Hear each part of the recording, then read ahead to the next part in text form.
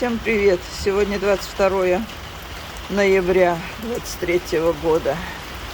Уже сутки льет дождь. Село Юровка Краснодарского края. Сутки, не прекращая. Целую ночь была гроза, гремел гром. И вот теперь продолжение. Просто какой-то конец света.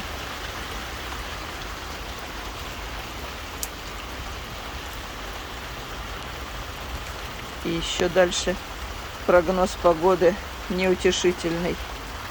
Опять дожди.